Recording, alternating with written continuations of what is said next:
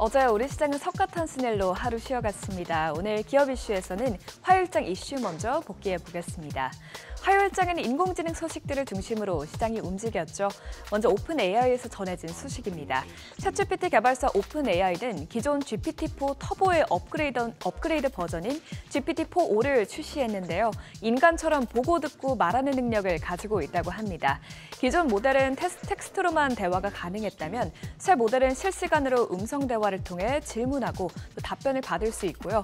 이미지 등 시각물을 통해서도 답을 얻을 수 있습니다.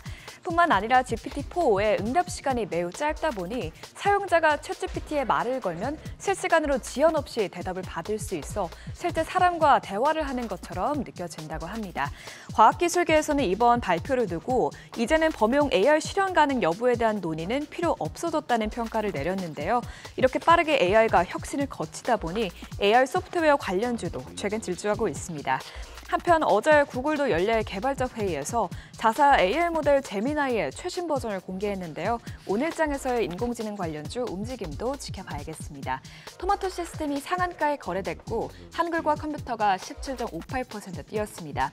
이외에 이스트소프트가 6.5%, 또 인스웨이브 시스템즈가 4.88% 상승세를 기록했습니다. 인공지능 지각생으로도 불리던 애플이 최근 반격의 카드를 들고 나왔죠. 애플은 AI 기능을 강화하기 위해 아이폰의 차기 운영체제에 챗GPT를 도입할 것으로 보이는데요. 이에 따라 대화가 가능한 시리가 등장할 것이라는 기대감이 커지고 있습니다. 앞서 전해드린 GPT-4O가 애플에 구동될 수 있다는 것인데요. 그렇게 된다면 그동안 정해진 질문에 대답만 할 수 있었던 시리와 사람에 가까운 대화를 할 수 있게 됩니다. 영화 허 속 인공지능 비서가 딱 연상되죠. 또한 미국에서만 공개됐던 비전 프로가 앞으로 미국 이외 지역에도 출시될 것으로 보입니다. 한국에서도 비전 프로가 출시될 계획인데요. 출시 시기는 다음 달 예정돼 있는 애플의 세계 연례 개발자 회의 이후일 것이라고 블룸버그 통신은 전했습니다. 이 같은 기대감의 아이폰 부품 관련주도 화요일장에서 강세 흐름 나타냈습니다. ITM 반도체가 상한가까지 올랐고요. 인터플렉스가 9.31%, 덕선 네오룩스가 8.43% 뛰어 올랐습니다. 그 밖에 BH와 LG 이노텍이 각각 4.14%, 3.85%로 상승 마감했습니다. 인공지능 의료 관련 기업들이 잇따라 성과를 내놓으면서 최근 관련주들이 주목받고 있습니다.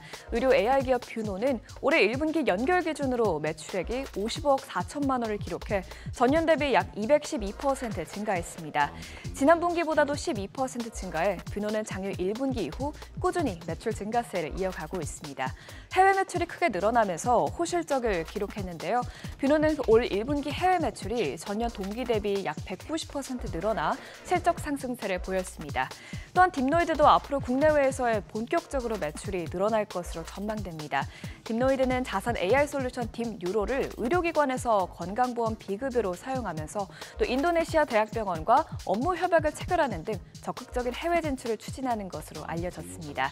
이에 따라 국내 의료 AI 업계도 주가 반등에 대한 기대감이 나오고 있는데요. 화요일장 마감 상황 보면 노을이 9.05%, 딥노이드가 8.8% 올랐고요. JLK가 4.83% 상승했습니다.